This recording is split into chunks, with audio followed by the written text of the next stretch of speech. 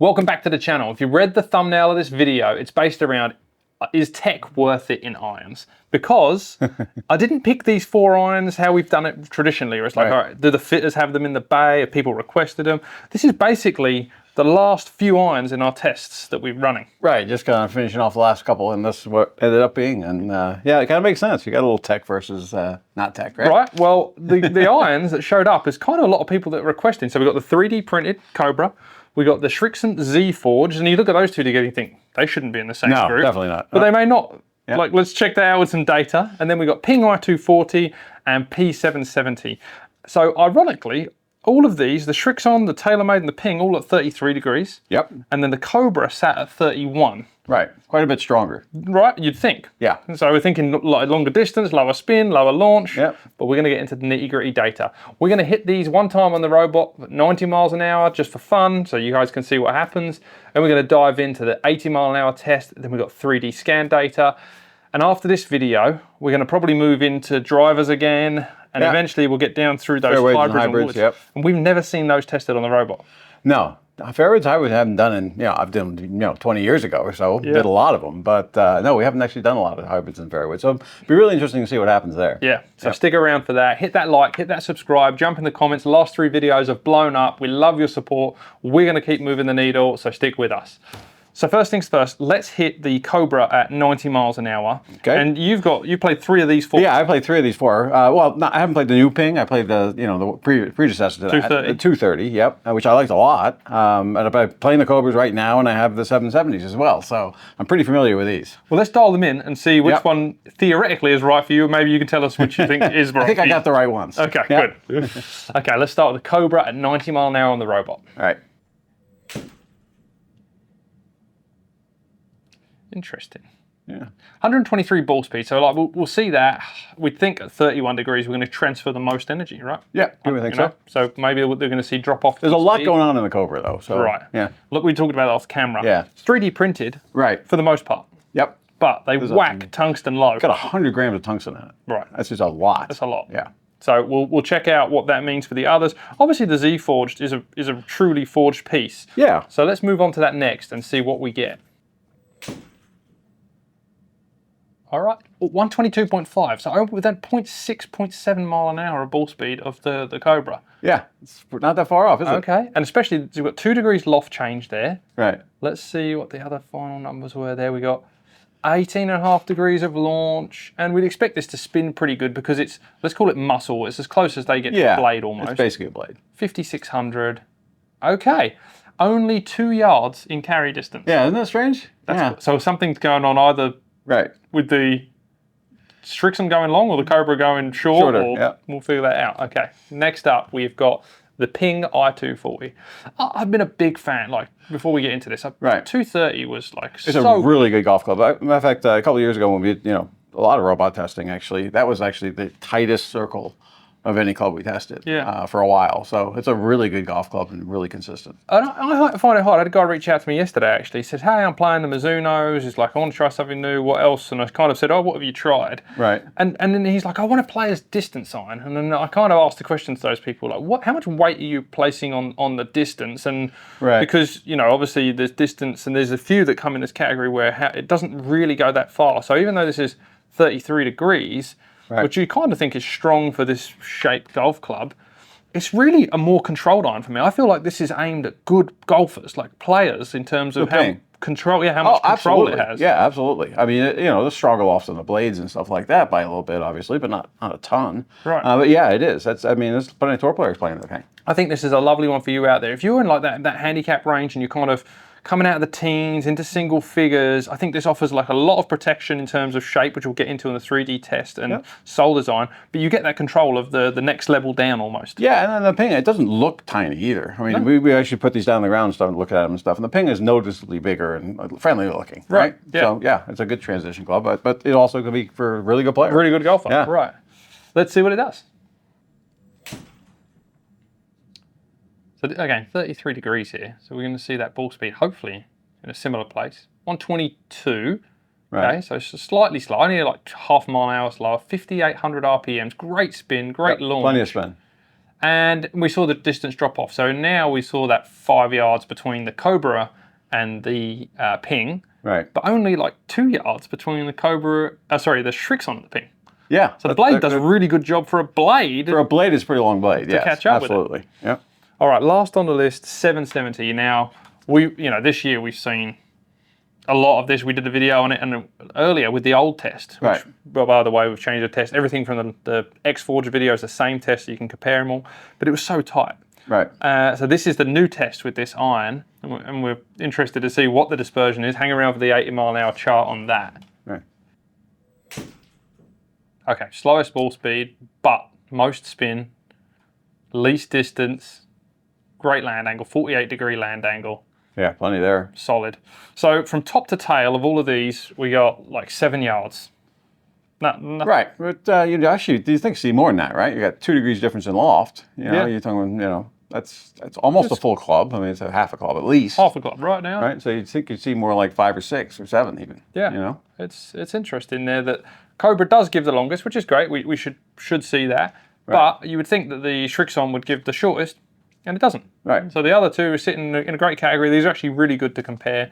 We can just give you a chance to have a look at that chart. This is the 90-mile-an-hour single shot test, just for fun. Right. We actually have a tour test coming, which is going to be 95 miles an hour. So aimed really around the tour player speed. And we won't test every club with that. It'll just be the clubs that fit in those categories. Probably most of these probably will be tested like that. They would these are good. But the bigger high handicap ones, no. We're actually going to probably look at doing like a 70-mile-an-hour test for some of the big bulky things are really designed for lower club speeds. Yeah.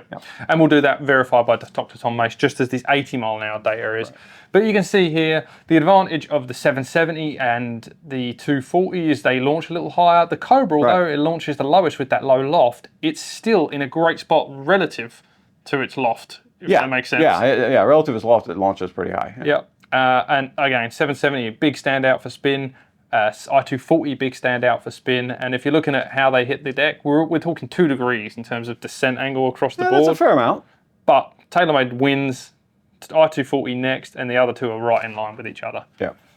Okay, let's jump into the 80-mile-an-hour test. Well, actually, let's start with a 3D scan data. We talked about it a little bit with the Ping. Right. What are your call-outs here in terms of key numbers you think, all right? Looking down at them stuff, obviously, they look pretty similar. The Ping looks a little bigger, obviously. You can tell that by the top line's a little thicker.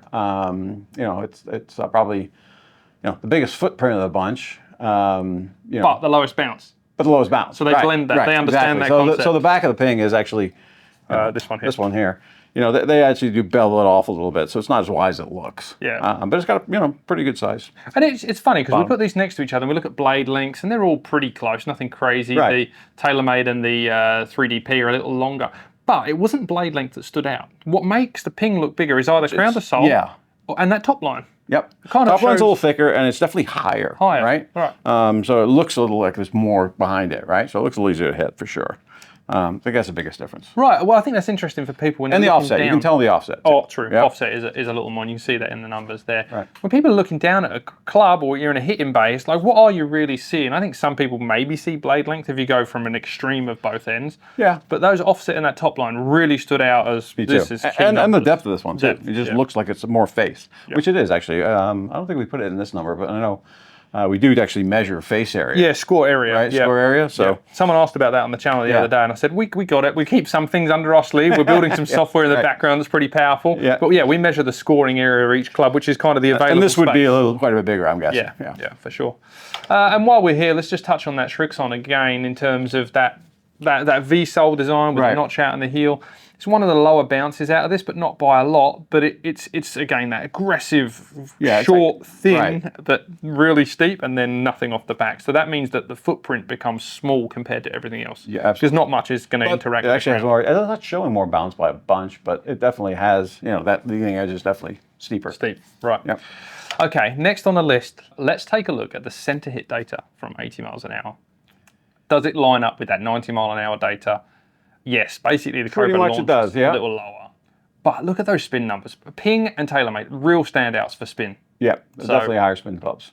And I think this might be the closest that we get to 6,000 outside of blades. Right, really. that's true. At 80 miles an hour, typically we look at, for tour players, 90 miles an hour, a 7-iron, you're looking around 7,000 something, right? And an 8-iron, 8,000.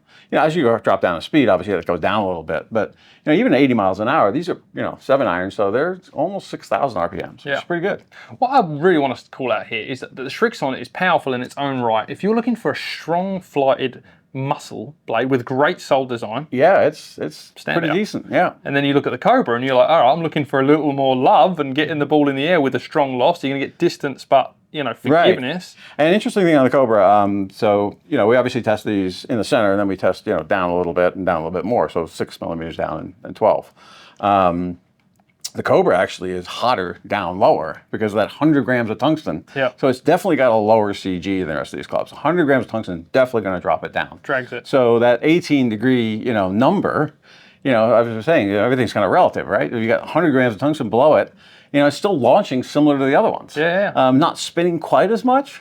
Also because of the low CG, high launch, low spin kind of thing. Yeah. But, it definitely gets it up in the air. Yeah. Yep. And it was 4 yards. We looked at it off camera. It's actually a couple of yards longer, right? Just center shots. Yep. Everything was actually the real center. When you looked at the other clubs, it was pretty close to where we hit center, but the Cobra's center is definitely down. Definitely down, which is why I like that club so much. I hit a lot of thin shots, right? And I had quite a few on the toe, but, a lot of good shots I hit down a little bit, and the Cobra's really good for that. So. Okay, well, let's prove it. And this is the one I know people love the most, is the dispersion chart at 80 miles an hour. So we talked about it earlier in the year. Kudos to TaylorMade for the 770. That thing is it's a tiny little circle, isn't it? Right. It's a really good golf club. I played with this actually a couple days ago. Right. And, they're just really easy to hit. I do notice they are, to me, a little shorter than the Cobras, even though the lofts are the same. Well, here's the thing. Shorter for the Cobras for you. You thin the TaylorMade, which is the red circle. We're talking not fully thin. But it's not bad. And we're talking 152, let's call it. Yeah. You thin the Cobra at 162. So now we're at 80 miles an hour, so that's exactly it. Yep. Right? Huge gains for your specific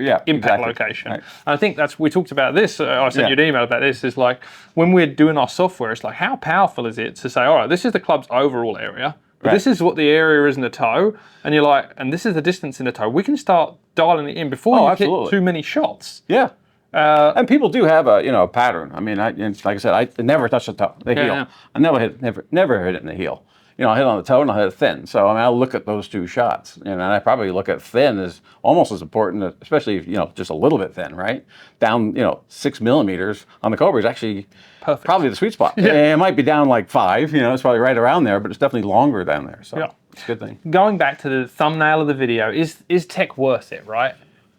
I think this video really shows that the benefits now and how good we've got TaylorMade with that foam-filled club, Ping that have got even the carbon sticker on the back to dampen it with that CG they got the weights on the heel and the toe too. They got weight ports under the hosel and they've got them on the toe, so you're actually spreading the weight apart more there and making it more forgiving. Cobra pumping tungsten in. 100 grams of tungsten. So basically, almost 40% of the club is tungsten weight, or 40% of the weight anyway. So that's a lot. A lot. And then we look at the purity of the Srixon. Beautiful looking club, awesome sole design. Right. But you do get trade-off. You hit it on the toe and it's not so great, right? Right. Yep. So the tech's worth it. The fitting's worth it. Unless you're in the center all the time, then it's not really. Right. Well, okay. That would be a nice one. But I'd never seen the center of the golf club. Someone draw me a map. I don't know where it is. So we hope you enjoyed this iron series. We've got more, we still got the Wilsons in there to test. We might come out with another video on that. Right. And we'll definitely circle back when we start getting that tour test underway. Right. Yep. But we're going to go through the drivers. We've got fairways, hybrids, driving irons, and we'll do some fun stuff with wedges. Yeah, I think that'd be kind of interesting to do wedges. A couple different ways. Let's hit them all the same, right, on the shorter shots and see if one of these groove configurations actually does spin more than another. Yeah. That'll be interesting to see. I definitely want to kind of experiment a bit with. I think it was Titleist was telling me they actually use toilet paper. They put it in front of the ball, just hang down, so that kind of acts like grass because it gets into the groove and stuff. Yeah, that'd be interesting to see what happens. Right. And then actually moving around the face a little bit would be kind of interesting. What does the wedge do when you hit it towards the toe or the heel or down thin? That's kind of also good. We have so much runway. We have so much cool stuff to show you. So stick with us, tell your friends, subscribe to the channel, comment, like, all that good stuff. We look forward to seeing you next time. We've actually got some different content on the channel. We want to hear you talk about that. We're doing some fittings.